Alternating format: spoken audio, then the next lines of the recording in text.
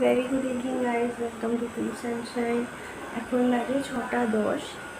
তো এখন আমি আমার ডিনার রেসিপি করাটা স্টার্ট করব।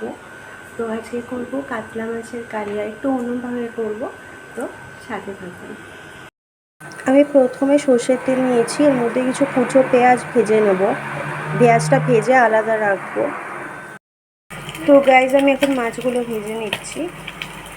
গাইজ আমি এবার মাছ ভাজা হয়ে গেছে। সর্ষের তেলে আমি শুকনো লঙ্কা, জিরা আর তেজপাতা, এলাচ, দারচিনি আর লবঙ্গ দিয়েছি। এটা একটু ভাজা ভাজা হলে ওই অনিয়ন আর জিঞ্জার পেস্টটা দিয়ে দেবো।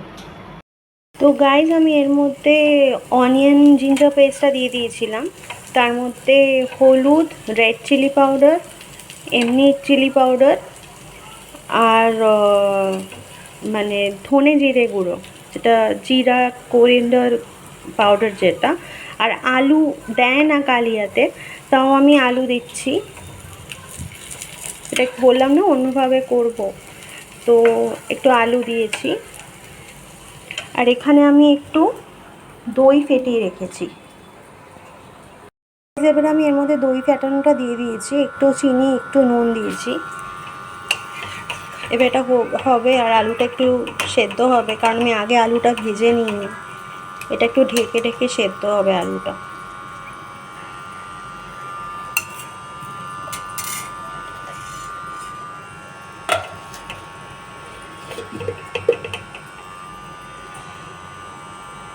গাইস আমি এটাতে একটু জল দিয়ে দিয়েছি, আলুটা আর একটু সেদ্ধ হবে। আলুটা সেদ্ধ হলে আমি মাছটা দিয়ে দেবো। গাইস আমি এবার মাছটা দিয়ে দিয়েছি, আলুটা সিদ্ধ হয়ে গেছে। এবার না ওপর দিয়ে যে পেঁয়াজটা প্রথমে ভেজে রেখেছিলাম সেটা দিয়ে দেবো।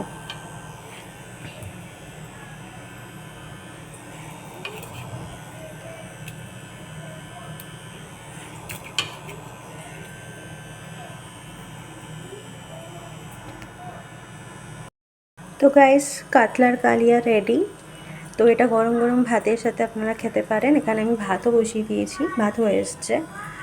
তো আমি যেটা করার আগে এটা বলতে ভুলে গেছি, করার আগে আমি সর্ষের তেলের সাথে একটু ঘি দিয়েছিলাম। তো তাই জন্য এখন আর ঘি দিচ্ছি না। তো আপনারা যদি পরে ঘি দিতে চান পরে ঘি দেবেন। তো আজকে ব্লগটা এখানেই শেষ করছি, আবার দেখা হবে নেক্সট ব্লগে। Till then take care, by.